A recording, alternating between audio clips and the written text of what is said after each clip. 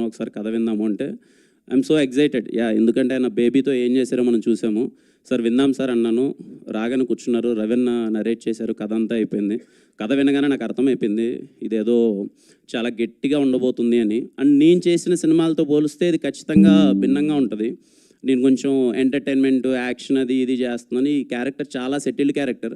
ఎప్పుడో నా first cinema రాజావారి రాణి గారిలో కొంచెం సెటిల్గా చేశాను. ఇది సెటిల్ క్యారెక్టర్, నాకు కొత్తగా ఉంటుంది, ట్రై చేద్దామని ఎగ్జైట్ అయ్యాను. నాకు ఫస్ట్ రీజన్ సాయిరాజ్ గారు నాకు చెప్పగానే, లేదు ఆయన గురించి నేను దగ్గరగా ఆయన గురించి విన్నది కానీ లేకపోతే ఆయన ప్యాషన్ చూసింది కానీ ఈయన సినిమా వదలడు, ఈయన పేరు పడుతుంది, సాయిరాజ్ అనే ఒక పేరు పడుతుంది అని అంటే సినిమా వదలడు, ఖచ్చితంగా సినిమాని ఖచ్చితంగా హిట్ అయ్యేలా చేస్తాడు, తపన పడతాడు అని చెప్పి నేను ఏమీ ఆలోచించకన్నా ఆయన చెప్పినట్టే ఫస్ట్ డే ఏ రోజు అయితే నేను ఈ సినిమాలో నా ఇన్వాల్వ్మెంట్ ఏముండదు సార్, యాజ్ యాక్టర్గా నేను వస్తాను, నేను వెళ్ళిపోతాను, ఎవ్రీథింగ్ యూ టేక్ కేర్, నాకు నమ్మకం ఉంది మీ మీద అన్నాను. I'm so happy. ఈరోజు చెన్నై లవ్ స్టోరీ గురించి ఎంత మాట్లాడుకుంటున్నారు, ఎంత గట్టిగా వెళ్తుందనేది నేను చూస్తున్నాను. Very happy working with you Sairaj గారు. ఇంకా మణిశర్మ గారు, నాకు తెలిసి ఈ సినిమాలో 6 పాటలు ఉంటాయండి. రేప్ 7 బిట్ సాంగ్తో కలిపా. ఈ సినిమాలో 7 సాంగ్స్ ఉంటాయండి. నాకు తెలిసి సినిమా రిలీజ్ అయ్యే టైంకి ఇలాగే మీరు థియేటర్లో అందరూ కూర్చొని చెన్నై లవ్ స్టోరీ సినిమా చూస్తుంటే ఆ పాటలు వచ్చినప్పుడు మీరందరూ నాకు తెలిసి హమ్ చేసుకుంటూ ఉంటారు.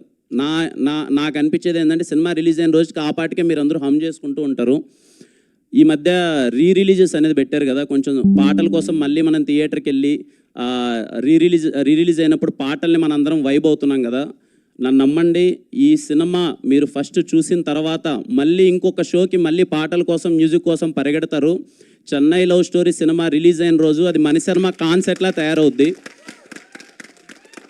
మణిశర్మ గారి ఫ్యాన్స్, ప్రపంచవ్యాప్తంగా ఉన్న మణిశర్మ గారి ఫ్యాన్స్ అందరూ అలర్ట్ అయిపోండి. చెన్నై లవ్ స్టోరీ సినిమా రిలీజ్ అయిన రోజు మాత్రం that is going to be money god concept అంతే. మళ్ళీ సినిమా చూస్తారు. నేను పాటలు విని మా టీంలో అందరికీ గొడవ అనమాట, మీకు ఏ పాట నచ్చింది, నాకే పాట నచ్చింది, నాకు ఓ పాట అంటే ఆయనకి ఇంకో పాట అంటారు, ఈయనకి ఇంకో పాట అంటారు, ఇవన్నీ డిస్కషన్. కానీ హ్యాపీ థింగ్ ఏంటంటే నాకు మనీ సార్కి ఒకే పాట నచ్చింది. అది మేము I'm so happy.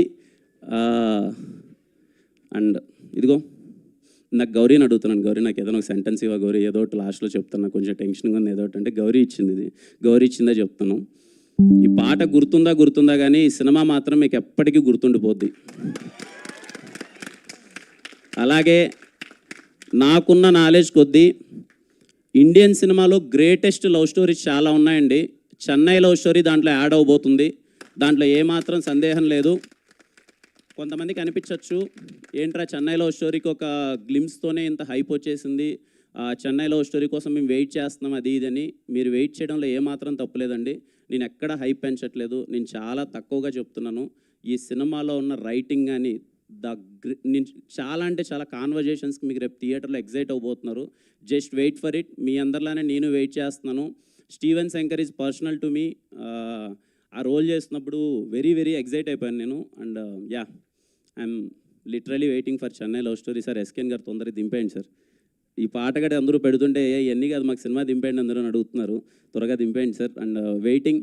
And thank you so much మళ్ళీ అందరూ ఇక్కడికి వచ్చినందుకు.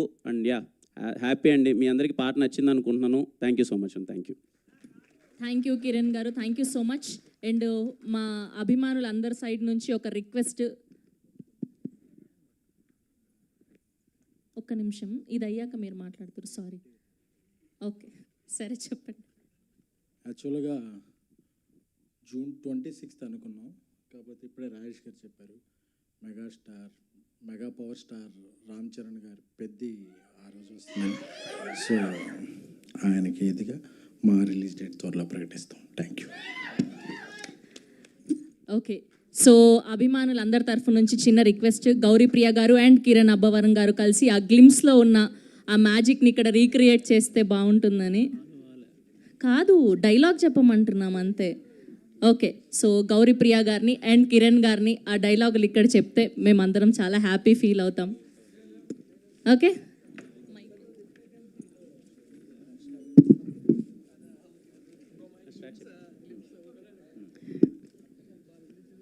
బేబీ సినిమా చూసావా? మొదటి ప్రేమకు మరణం లేదు, అది మనసు పొరల్లో శాశ్వతంగా సమాధి చేయబడుతుంది. ఫస్ట్ లవ్ గురించి చాలా బాగా రాశారు కదా, మ్మ్. రాయలేదా? మ్మ్. ఫస్ట్ లవ్ అదొకసారి ఫెయిల్ అయితే నరకం. మొదటి ప్రేమలో ఒక ప్యూరిటీ ఉంటుంది, ఒక నిజాయితీ ఉంటుంది. ఆ తర్వాత వచ్చే ప్రేమలన్నీ మొదటి ప్రేమ ఒక్కటే నిజమైతే మనందరి ప్రేమ కథలు తల్లి ప్రేమ దగ్గర అయిపోవాలి కదండి. అమ్మే కదా మన ఫస్ట్ లవ్. చరిత్రలో ఎన్నో గొప్ప ప్రేమ కథలు ఉన్నాయి, వాళ్ళందరికీ అవి మొదటి ప్రేమలు అయితే కాదు కదా. తమ్ముడు, ఫస్ట్ లవ్ ఫెయిల్ అయిందంటే బెస్ట్ లవ్ ఎక్కడో మన కోసం వెయిట్ చేస్తుంది అని. ఉన్న చోట కాసేపు కదలకుండా అలాగే కూర్చుంటే కాలు కూడా తిమిరెక్కుద్ది, మనసు కూడా అంతే. ఒక్కసారి కదిపి చూడండి, దాని అంతటికి అదే పరిగెడుతుంది. సరేనా? ఇదో